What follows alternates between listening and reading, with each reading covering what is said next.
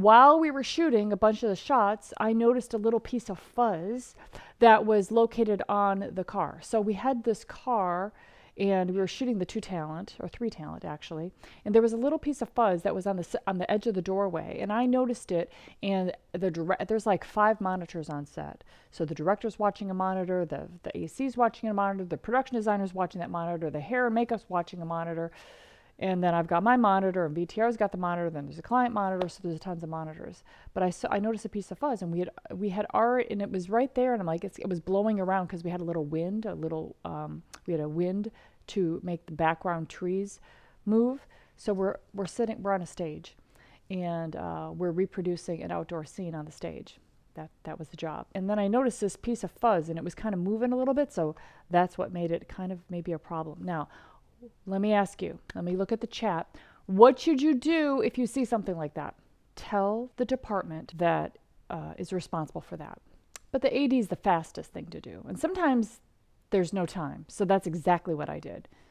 The director was right there too. There was no time. They were about to shoot again. And I wanted to make sure that I don't want to throw anybody under the bus. That's the thing. That's a term on set. Throw people under the bus. You never want to throw anybody under the bus or make them look bad. So if you see a wrinkle, if you see a spot for wardrobe on their thing, if you see anything that they should have seen, you don't want to say to the AD, hey, there's this, unless you want to whisper it and make sure that it's real quiet, because that's just kind of like, you wouldn't want them to point out when you make a mistake. In fact, the very first shot that we did, the boom was right in the shot. And that's because we had no rehearsal, and they went a little wider. And of course, nobody knows that, oh yeah, the camera went a little bit wider than it did before. So that's why the boom operator's at the mark. So the producer goes, the boom's in the shot. And and that doesn't even bother me, because I know we had no rehearsal. It's okay. I mean, it's the first take, okay? So no problem. But what was super sweet is this producer's super sweet. And he came up to my boom operator later, and he goes, hey, just want you to know that when I yelled out boom is in the shot, I didn't mean to single you out. Didn't want you to feel like, hey, that we're blaming you, that just wanted you to know that. So yes, I told the AD, and then they removed that piece of fuzz, and then we kept shooting. Now, that piece of fuzz, how big of a deal is that? It can be a big deal. I mean, the agency, the client could say, that piece of fuzz ruined the whole thing. We got to reshoot that stuff. Or it could say, we're not going to pay you because, you guys should have seen that piece of fuzz. Like, it's blowing around, it's distracting, that's all my eye can see. The director could go like, oh shit, how good is this production designer? They should have seen that. They're looking at the monitor just like me. How come the sound mixer has to point it out? So it is a big deal. Now, what if you're a production assistant? Should you say something? I mean, department head, I can go up and say something because I'm a department head. And sometimes you're like, whoa, they must know this. Should I? Don't know. It's kind of a hard call. You should say something, but I would definitely go to the department, not the first AD, not the second AD either. You're working a lot with the second AD. You could say something to the second AD if you're right next to them. But a lot of times it's like the things are moving so fast that where is the second AD? Trying to find it. So I would definitely, know, this is why it's so important for you guys to have that get it factor, to know where each department is set up. That's VTR, that's sound, that's grip, that's electric, that's art department, So they removed that piece of fuzz and they kept shooting, and then they all were like, okay, we're not gonna go back, we're not gonna mention that, we're just gonna keep shooting. Hopefully it's not gonna burn anybody. Now, you want to be paying attention as much as you possibly can, listening. You're wasting your time if you're talking to somebody about something silly, on set. You want to be listening because you really want to be understanding the inner workings of things. Inner workings, whatever department you're interested in. Be positioning yourself near where they're hanging out and be listening. And as things come up, you've got your little notepad. This is in the training, and you're taking notes on, you're going to notice so many things. They're oh, wow, I wonder what about this? And then you can ask anybody in that department. And they might say, hey, go ask Props, he would know. And they're going to be like, oh, that's so cool that you take down notes, that you're watching, that you're listening to stuff like that. Nobody does that. That's right, nobody does that. So, actually, my boom operator made a mistake too. So, we're on a shot, and I've got some plant mics in this car, and the talent is in the car. And we put the plant mics there, and we got them ready to go. We don't know if we're going to be wide or if we're not going to be. If we're going to be wide where we're going to see the floor, then I can't use those cables. I can't use those plant mics. I have to use only radio mics. Or if we're going to be tight enough where we won't see the ground, then we can see the cables coming out of the car. So we didn't know, and we start the very first take on this scene, and I was like, hey, are the plant mics cables, as soon as it would like roll sound, I'm like, hey, did we connect the cables to the plant mics? And Lucian's like, no, we didn't do that. And he's like, and I'm like, okay, hold on. So since I said hold on, now Lucian knows that we're not going to just go with it. We're going to actually go and connect them. So he puts the boom down. He's starting. They say roll sound. Hold on. Give us a second. He's coming over. He's connecting the cables. He connects them. I'm like, good to go. And then they're like, roll camera. And Lucian's still getting his stuff on. Like they are not waiting. But that's typical. They're like, by the time we actually start the scene, he'll be ready. And that is typically how it is. But sometimes you're definitely rushed. And that's a boom operator example, but the example covers all positions, like except for possibly camera. Like they're not going to rush the DP. It's like just screwed up a shot that makes him look bad, makes the director look bad. All these things they would not do. It's these little tiny details. They're like, oh, makes sense. Ah, good set, makes sense. And for you filmmakers, it's like, oh yeah, I can see. Get me more. I ate it up. Yeah. Now, do you apologize? Do you go, sorry, my bad? Or do you go later, sorry, my bad that we, stopped the shoot or that we weren't ready? Do you do that? No, you don't do that. You just move on. Everybody's adjusting. Everybody's getting things ready. Everybody's like, yeah, you don't apologize. You just, I used to be like, oh man, that was bad that I made them wait for like a minute, maybe even 2 minutes. I should apologize. Then I'd be like, oh, I'm very sorry that I held up the shot. And they're like, what? I don't even. Okay. Now, if somebody is like angry at you, then you do apologize and you say, my bad, won't happen again. Take full responsibility for that. Take responsibility for that. My bad, won't happen again. Done.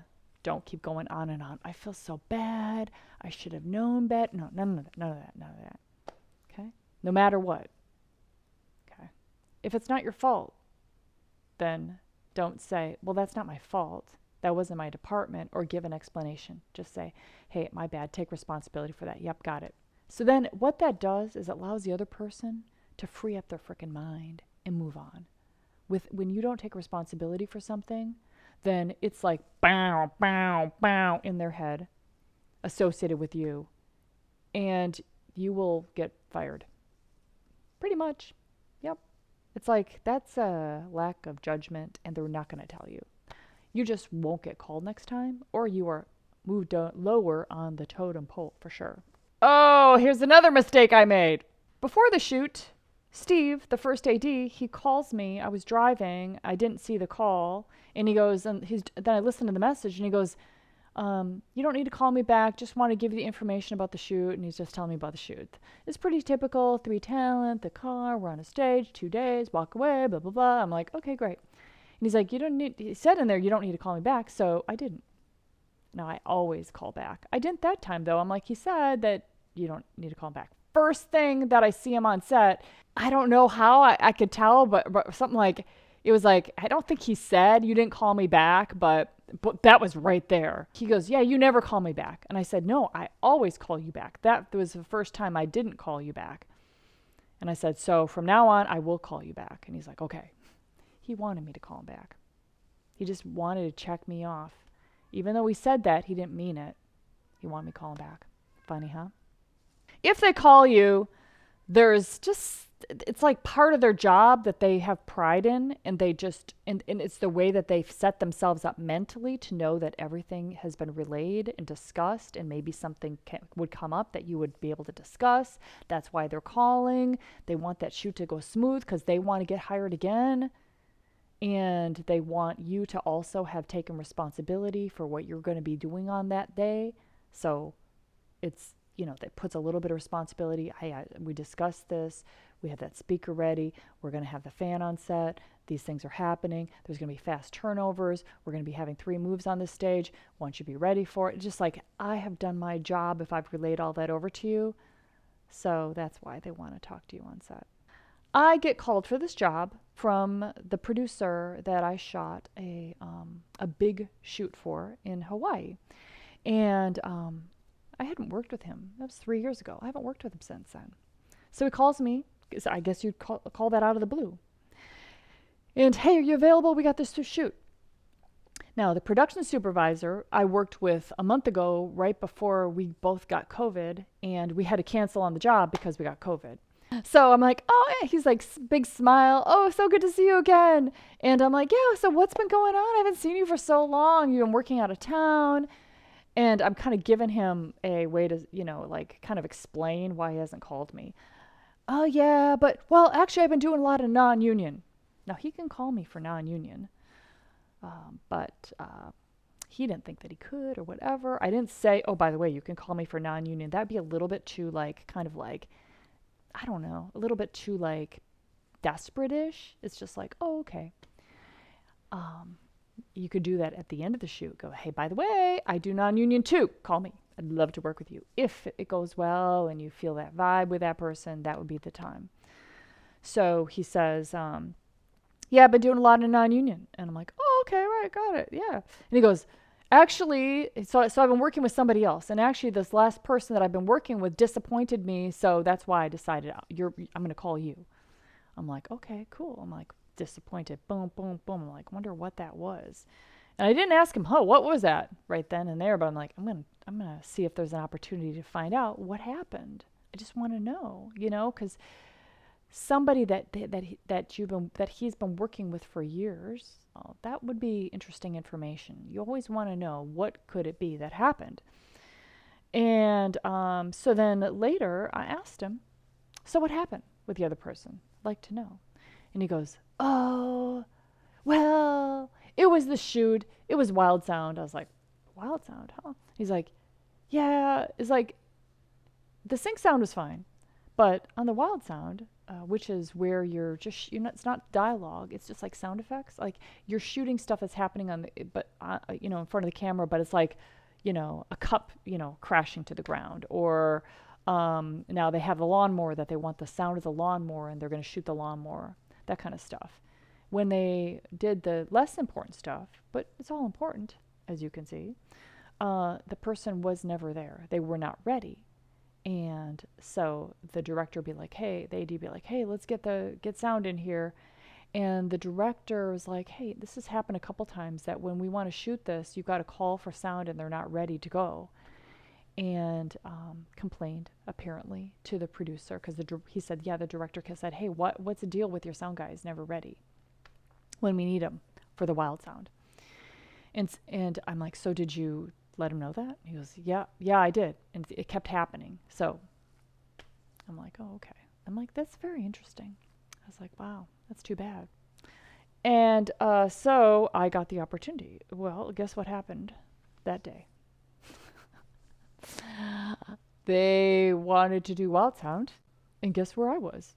I wasn't there on stage. So they had to go on the walkies to find me. And then I came in, and then we shot it. I'm like, Now, the director, he loved me. So, and it happened once. But ironic, isn't it? And I could almost see, but I'm totally projecting here, Andrew's thought processes. Damn sound mixers. She did the same thing as the last guy. What the fuck? I can see this happening in his mind. So we'll see if I get called again. I think I will. I'm pretty sure I will. But, since it was exactly the same thing, it's a little bit of a sore spot. So And I'm like, damn it. So then I was like, damn it, in my mind, and I'm like kind of spinning on it a little bit, like I really wish that didn't happen, damn it. And then I thought, well, this has moved into a past. Oh, do I apologize? No. No, you don't apologize. They don't know where you were. You could have been in the bathroom, don't know. Actually, I was in my van. And I was actually in my van taking a nap. No, I was trying to take a nap because I didn't sleep very well. And you can do that sometimes. It was like a big, long thing of MOS. Then all of a sudden, sound. So, and I don't feel like there's anything wrong with that. I just wouldn't want to, like make that a habit or something. I wouldn't want them to know that I was in my van resting. I had a feeling that when I was there in my van, after a while, I'd been there a while, I'm like, you should go back in. I'm like, no, but Lucian will let you know if they need you. I'm like, okay, then that's fine. So now I'm working with my brain so that I'm not like churning on it. I churned out a little bit and I'm like, okay, now it's time for your prefrontal cortex to take over. And that is an event that's happened in the past. What matters is how you show up from now forward, because that's what you can impact. And especially tomorrow, the last day of the shoot, you want to look good. The last day, you leave strong. You finish strong. Okay? If things don't go well, or you make a mistake, or whatever, the last day, finish strong. Okay? It's a very important thing. Now, there was a post in Yammer about working with a difficult person on set. This is a production supervisor on a TV show, big TV show, RuPaul's Drag Race or whatever it is. The production supervisor was difficult and kind of angry, and nobody liked them. And these kind of things tend to be like everybody starts talking about that person. And you might feel like you're the brunt. You take a brunt of it, or you start to really spin in your mind about, oh, there they come again. Oh, they're coming by me. Oh, how do I respond to this? Holy shit. And start talking to other people. And they'll talk to you about this person too. Bad news spreads fast. And bad news, when it's like really hard to get rid of. Like if you get a reputation of being difficult, your whole career is tainted. You'll find that people like that, or not people like that, because nobody is stuck in time, by the way. People go through some stuff. Could have a parent with Alzheimer's at home that they're taking care of, or a child that's dying. Who knows? I mean, big stuff is happening all the time. So somehow people are not maybe brought up like you are, and they respond in a very cutting or direct way that rubs people wrong. All right, so don't indulge in talking negatively about them. And don't allow yourself to start to spin in this mental state. Now, I'm using don'ts, which is, it's better said to say what to do. Say it how you want it. So give them your non-judgment. You may choose not to work with them, but on that shoot, you're supporting them. You're giving them your support. You're there. You're not going to allow yourself to have these thoughts about them that even though it's all over the place and everybody's saying that, you're not going to indulge in those thoughts. You're not going to jump on that bandwagon. They respond something to you. They shouldn't say that to me. That they shouldn't disrespect me. That's a thought. Now, that thought produces a feeling, anger, pissed, victim, insecure. So depending on what the thought was, it's going to produce these emotions. So what are you going to do? You're going to allow the emotion, process the emotion. Okay, right? We're not going to be fighting it or being like, we're going to be like, oh, that made me a little angry. I'm going to feel a little bit of anger now. Ah, yes, I feel it. I feel that vibration in the body, in my stomach, in my chest. Okay, I'm feeling it. You allow it. And then you decide how you're going to think about it. How do you want to think about it? They're doing the best they can. Yes, I would say it differently, but that's how they said it. There's a lot going on right now. I'm part of this team. You choose your thought. Right? Make sense? Big deal. Really big deal. You're always going to be working with people cropping up. It's going to be rare, but they will be there. And it's amazing how many shoots you have And then you have one shoot where you got one difficult person, whoa, whoa, whoa, in your mind is like the biggest thing ever because it's so rare. And you may not be practiced in dealing with it. So I want you to be practiced in dealing with those people too, because they're out there and you're a superstar. And as a director, you're going to have people that you're going to be in your career path, especially as you're moving up. You're going to have people that you're going to be working with, and you might as well start practicing how to think working with them right now. It will serve you very much.